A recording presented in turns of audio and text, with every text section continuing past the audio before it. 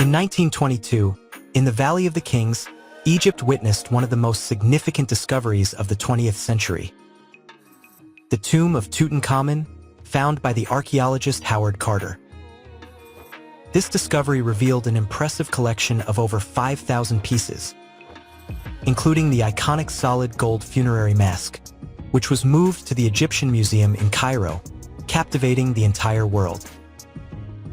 While Egypt has been the epicenter of world archaeology for decades, in South America, specifically in Peru, some discoveries have generated a similar impact. In fact, the discovery of the tomb of the Lord of Sippin in the Lambayeque region has been compared in wealth and significance to that of Tutankhamun. The Lord of Sippin was a prominent ruler of the Moche culture, which flourished in the north of ancient Peru during the 3rd century. The Moche or Machca culture stood out for its advanced hydraulic engineering, constructing large works such as irrigation canals and dams, which allowed them to expand their agricultural frontier. Among their most notable constructions are the Huacas del Sol and de la Luna, located in the Moche Valley, two monumental structures that reflect the splendor of this civilization. The Huaca del Sol consists of a stepped pyramid about 43 meters high. It has 5 large terraces, the largest being 80 meters in length, on bases measuring 228 meters in length and 136 meters in width. And the 18-meter-high platform is crowned by a 23-meter-high pyramid, with a square base of 103 meters per side. The Huaca de la Luna stands out for having temples that were superimposed and built in different periods. It has a square base of 87 meters on each side and a height of 21 meters. On its upper platform, a series of rooms decorated with human figures were built. On a ceremonial altar of the last temple built, the remains of 40 sacrificed warriors were discovered. The remains of the Lord of Sippin were discovered in 1987 by a team of Peruvian archaeologists led by Walter Alva and Luis Chero Zurita. This discovery marked a milestone, as for the first time an intact royal burial without signs of looting from a civilization predating the Incas was found. The tomb revealed the magnitude and splendor of the only ruler and warrior of ancient Peru identified to date, who lived around the year 250. The discovery took place in Chiclayo, Lambayeque, in the district of Zana. It is believed to have belonged to the Moche culture, a society that worshipped Ayapik, known as the decapitator god. They depicted him as a being with feline features and snakes in his hair, and it is believed that he played a fundamental role in sacrificial rituals.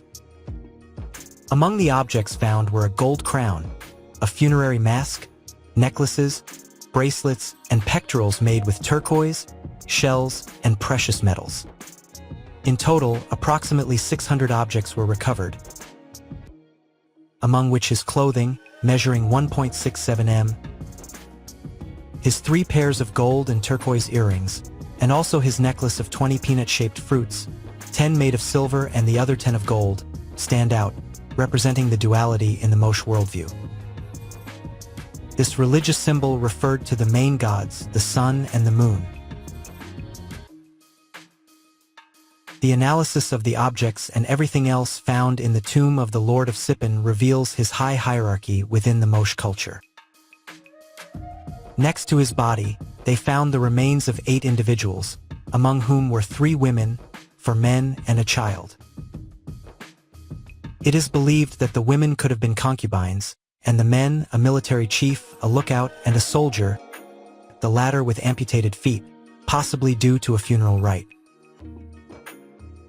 Additionally, the remains of 2 llamas and a dog were found. Under the tomb of the Lord of Sippin, 2 more burials were discovered. One of them is speculated to belong to a priest, as the objects found alongside him indicate that he was a figure of great importance within the Moche religious structure. The second burial corresponds to the old Lord of Sippin, an earlier ruler.